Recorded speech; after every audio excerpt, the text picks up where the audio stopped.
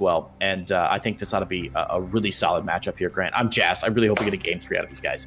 Me too. And let's get into it, because our first player in the bottom left, here's the blue Protoss player from France. One of the all-time greats. It is PtitDrogo. Hey. His opponent up in the top right-hand side in the red, representing Cascade Gaming and definitely not copyright infringing on Disney. He is GunGFuBanDa. Isn't it Pixar? I mean, Disney owns it, right? Whatever. They're both. They're great films. I don't know. I've never seen it. Oh, so good. I recommend as an adult. I watched them both a couple of years ago. So good. Yeah, I've heard all about it. Classic Creighton. I've never seen it, but I've read lots of articles.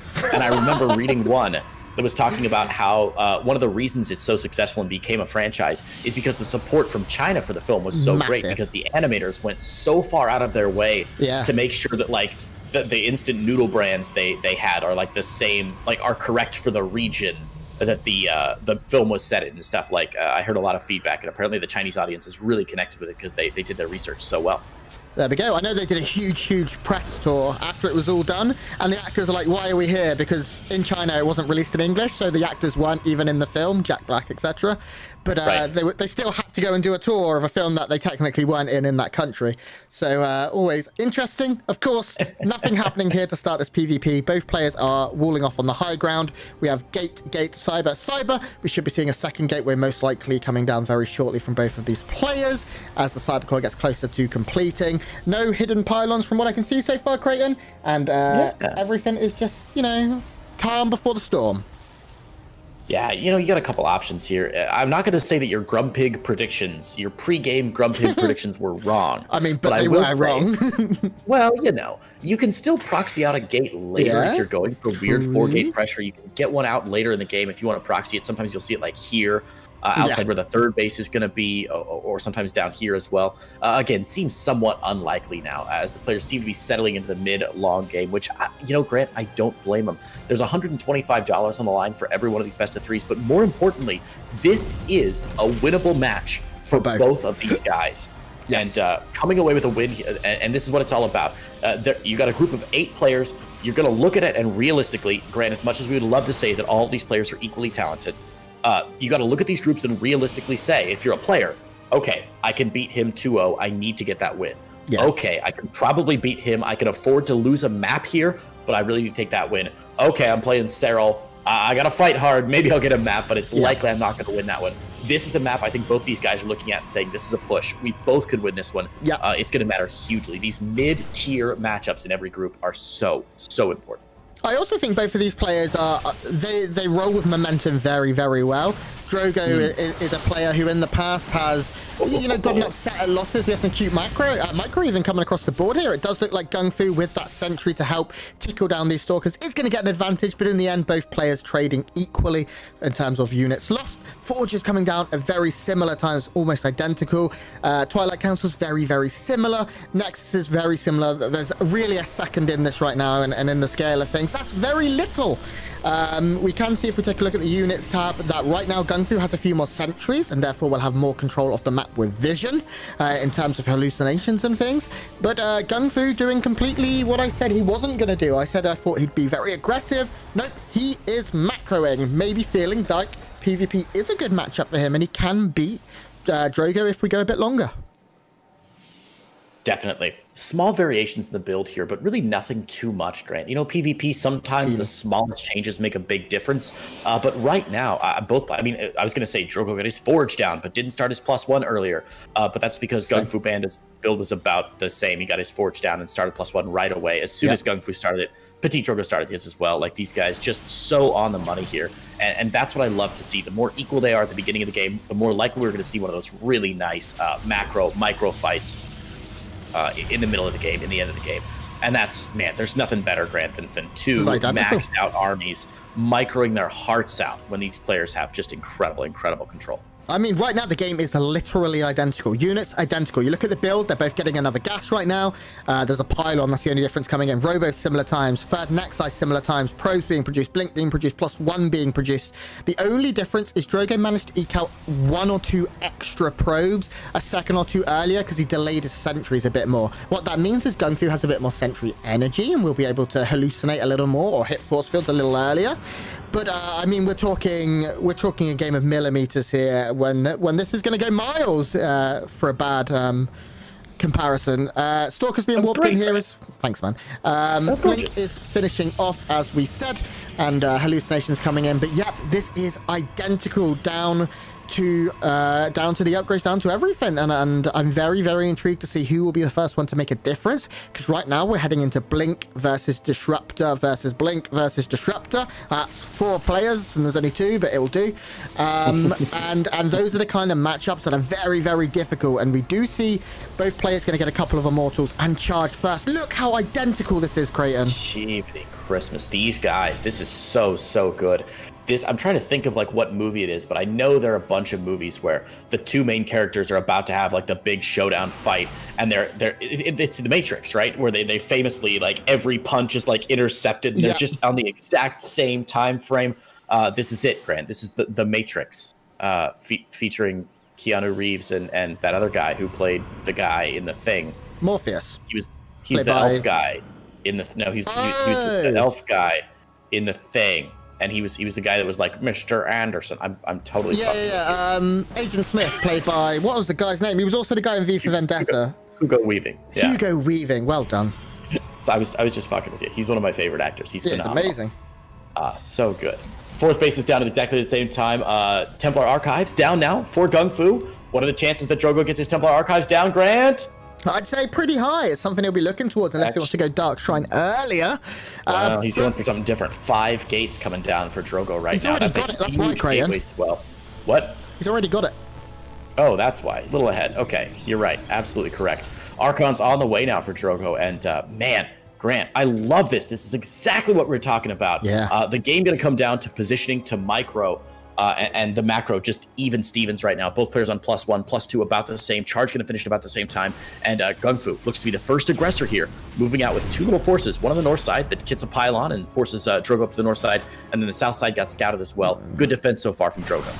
Yeah, both players not going to overcommit. Both players going to split their army into small strike forces and just see what they can find. A probe here and there, a stalker here and there is all nice across the board. GunGFu has a pretty hefty probe lead right now, but of course his army supply is last. Oh god, and he cannot afford to be losing 3 sentries this quickly. Does look like he's going to be able to save them actually with a pretty nice flank. The Archon is in the back, and the Zealots being force-fielded out here from both players, meaning a very, very sloppy, scrappy fight from both. Neither one of them gets a massive advantage. If we take a look at the battle report, it does look like Drogo did a little better there, managed to kill an Immortal, which is pretty big, and the same amount of Zealots plus that Sentry.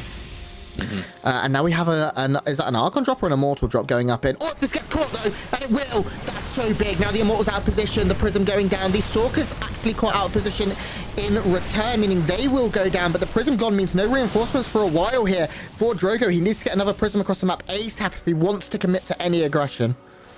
Yeah, this is really, really dangerous for Drogo. He's got a good army supply and was looking to make a really strong push into the 3rd, even with 2 shield batteries there. I would have liked that push, but because the Warp Prism went down, Grant, the linchpin of Drogo's build, those instant reinforcements, unable to occur anymore, and now he's got to sit back, bide his time, and wait for the Warp Prism that's just finished up to rejoin his army. Meanwhile, GunGFuBanDa just trying to zone him out just a little bit, warping in more Zealots. The Robo Bay finally coming down for GunGFu. No Robo Bay yet, by the way, for Drogo, so if the Disruptors are on the way from GunGFu, that could be a really, really nice swap.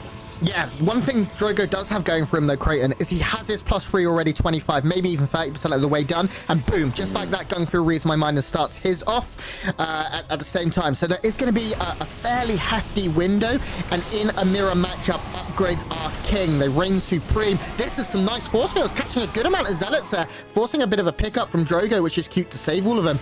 Army supply heavily favors Drogo right now though. Once this Disruptor comes out, if he can get the big shot, it could turn the tide to the game. Yeah, fighting in an overcharged shield battery, always very dangerous from Drogo, but he thinks he's got enough here. I don't know if that's going to be the case necessarily. The Archon's in a very beautiful spot in the backside.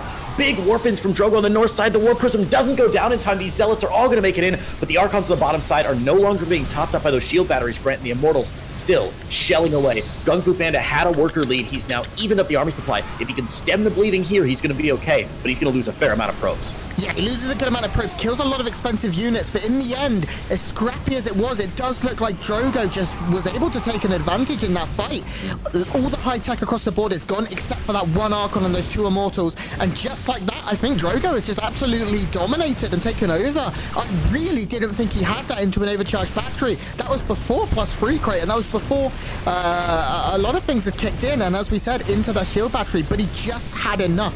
He just managed to win the fight, and there we go. GG, and Drogo takes map 1. Wow. Grant, can we talk about Immortals for a minute? I've been dying to talk to you about... here, let me... hold on, let me get the reference. Grant, can we talk about Immortals? I've been dying to talk to you about Immortals, Grant. I want to say something about Immortals. I've been seeing Immortals all over the thing, and I gotta tell you so many things about Immortals. Look at the board! Immortals are so freaking good, Grant.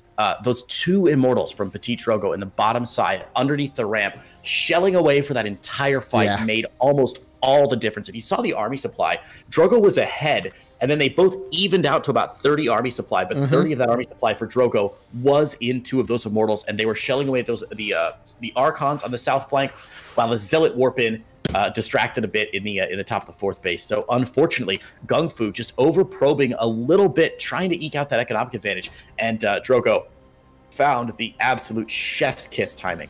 Gorgeous stuff. Yeah, and it was still very, very close. If you think, if there was 1 more Immortal maybe for GunGFu, or 3 or 4 more Zealots, it would have been a different fight. The momentum would have swung in the other favor. The pendulum would have gone towards GunGFuBanDa, and he would have been able to snowball that most likely into a win. We good, my man. Oh, in caps. I can't type and talk, Creighton. I forgot what I was saying. But Drogo was able to do it just with superior tech units, 1 or 2 more Archons, and as you said, the positioning of the Immortals was chef's kiss. Beautiful. And now we move into map 2 onto Oxide, and GunGFu needs at least 1 map here, if not to reverse sweep the series. Yeah, it's going to be tough now. You know, going down 1 game is really rough. It's a best of 3, so you just have to win those 2.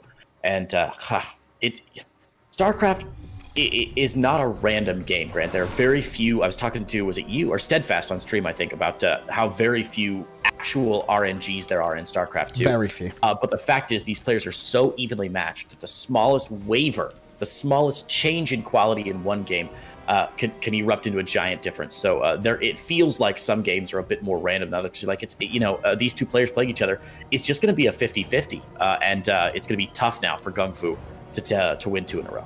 Yeah, and we have loaded into Oxide to see if GunGFu is capable of just that. Our first player in the bottom left-hand side representing Cascade Esports. He is the red Protoss player from Germany. It is GunGFuBanDa. And his opponent up in the top right-hand side there in the blue. It is the one, the only, the incredibly handsome PtitDrogo. He is a handsome boy. Can I just say, and I know it's verging on sexual harassment, but I'm going to say it about most players in StarCraft 2. Our tournament, our scene rather, has been blessed with a lot of just very attractive pro players. Boys. Yeah. So many of them, boys and girls both, just fabulous, handsome, attractive humans. I know. Very StarCraft 2, and that goes for you back home as well. Some of the most attractive fans in the esports business, Grant. And it's just a real shame that the contrast with the commentators is vast.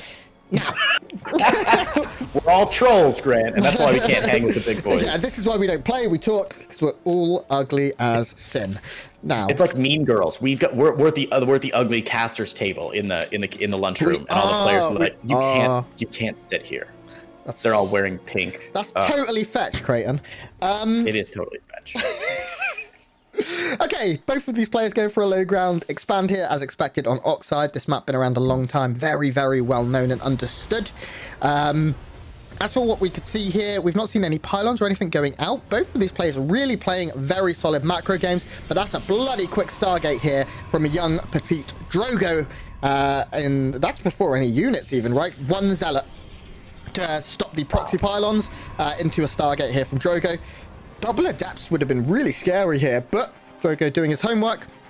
GunGFu going Stalker from that 1 gateway into Sentry so he can get a little bit of scouting information. No tech yet, though, from GunGFuBanDa. No, nothing. And I was, there, yes. No, as I was going to say, as you say, another tech comes down. It's a gateway, no tier 2 tech at all. So this is about the fastest Stargate you can possibly get. But with the extra gateway coming down from Drogo, I feel like he's got a good chance of defending. He can get Stalkers, he can get his Twilight Council down and get Blink going very quickly. But the first Oracle already on the way, Grant. If GunGFuBanDa finds himself out of position even just a little bit, those Oracles can, or that Oracle, even just one Oracle, can find a crap ton of damage. Never mind, shield battery of the mate. He's going to be fine. Yeah, shield battery is nice. It doesn't cover both gas geysers. I think the outlying workers can be poked away here up at the sort of never eat shredded wheat western gas geyser.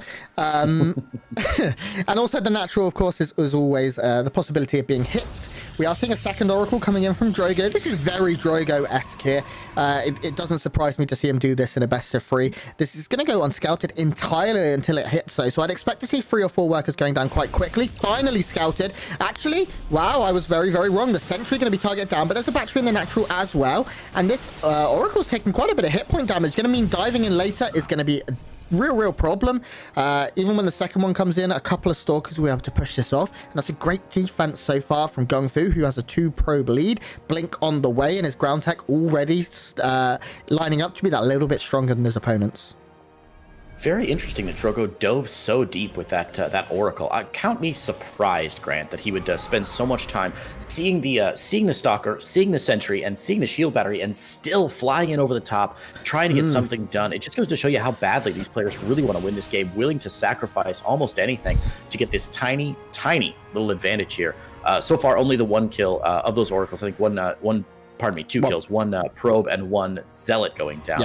But aside from that, Drogo going for a third, GunGFu still on 2. Where's his third base, Grant? Yeah, I mean, one good thing about double Oracle is it does make it trickier to take a third base because, of course, any light units or any small groups of units are likely to be picked off. Sentries disappear here. We can see here that these Oracles continue to be annoying, taking a little bit of hit point damage, refreshing those shields and coming back in. But the third is difficult. In fact, GunGFu is sort of thinking maybe no. As he is going to drop down a proxy gateway. How many gateways does that put him up to, Creighton? Just 3. If we see a couple more gateways go down soon, this third base could be under a lot of duress pretty soon. Oh, stasis ward as well. That now means that this probe cannot take the base. Nicely done. Those Oracles going to chase that little probity boy away. The Oracle's still alive. Yeah, very, very close. Interestingly, Grant, here he gets it. Oh, that's so annoying. Interestingly, though, Drogo canceled his third base for a while and then only just now rebuilt it. So going to be a while before GunGFuBanDa can get up to it, but Drogo's third base not going to be as early as you may have thought. I love the proxy gateway here, some fast warp ins, and with no warp prism on the field for either player yet. In fact, with the Robo not in play on either side, Grant, this proxy gateway is going to be more useful than you might think for flanking and for potential aggression. You can see Drogo doing something similar on the other side. Yeah, but GunGFu has a cannon. These DTs are going to come in and they're going to be frustrating, of course, but the cannon is going to be able to push them back, and with reinforcements, it shouldn't be able to do game-ending or even really game-altering damage as long as GunGFu is prepared and deals with it. Getting the cannon shows me he's certainly aware of what was coming his way, and now as long as he can... Look, this is fine. This is just going to die. Bye. Perfect.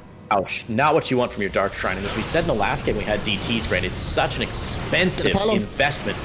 Templar Archives and Dark Shrine are so tough. Now, there is a DT mixed in here, and there's no Observer for GunGFu, so he's just going to have to hope that his force field holds for a little while. But, yeah, it's not enough here. And GunGFu is actually going to have a